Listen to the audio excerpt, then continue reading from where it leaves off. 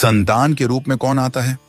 पूर्व जन्म के कर्मों से ही हमें इस जन्म में माता पिता, भाई बहन, पति पत्नी, प्रेमिका, मित्र शत्रु, सगे संबंधी इत्यादि संसार के जितने भी रिश्ते नाते हैं सब मिलते हैं, क्योंकि इन सब को हमें या तो कुछ देना होता है या इनसे कुछ लेना होता है। वैसे ही संतान के रूप में हमारा कोई पूर्व जन्म का संबंधी ही आकर जन्म लेता है, जिसे शास्त्रों में 4 प्रकार का बताया गया है। 1. अणानुबंध पुत्र। पूर्व जन्म का कोई ऐसा जीव जिससे आपने ऋण लिया हो या उसका किसी भी प्रकार से धन नष्ट किया हो, वह आपके घर में संतान बनकर जन्म लेगा। वह अपना धन बीमारी में या व्यर्थ के कार्यों में तब तक नष्ट करेगा जब तक उसका पूरा हिसाब न हो जाए। 2. शत्रुपुत्र।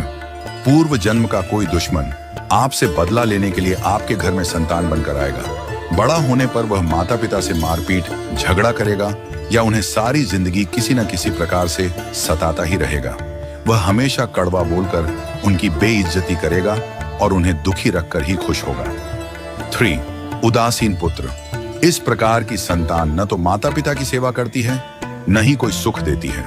वह उन्हें उनके हाल पर मरने के लिए छोड़ देती है। विवाह होने पर यह माता पिता से अलग हो जाते हैं और उनकी चिंता नहीं करते। 4. सेवक पुत्र। पूर्व जन्म में यदि आपने किसी की खूब सेवा की है तो वह अपनी की हुई सेवा का ऋण उतारने के लिए आपकी सेवा करने के लिए पुत्र बनकर आता है।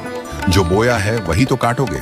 यदि अपने माता पिता की सेवा की है तो ही आपकी संतान बुढ़ापे में आपकी सेवा करेगी, वरना कोई पानी पिलाने वाला भी पास न होगा।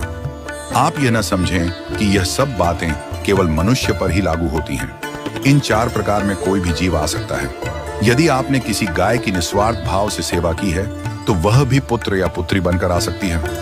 यदि आपने गाय को स्वार्थवश पालकर उसके दूध देना बंद करने के पश्चात उसे घर से निकाल दिया हो तो वह ऋणानुबंध पुत्र या पुत्री बनकर जन्म लेगी। यदि आपने किसी निर्दोष जीव को सताया है तो वह आपके जीवन में शत्रु बनकर आएगा। इसलिए जीवन में कभी किसी का बुरा न करें, क्योंकि प्रकृति का नियम है कि आप जो भी करोगे उसे वह आपको इस जन्म में या अगले जन्म में 100 गुना वापस करके देगी।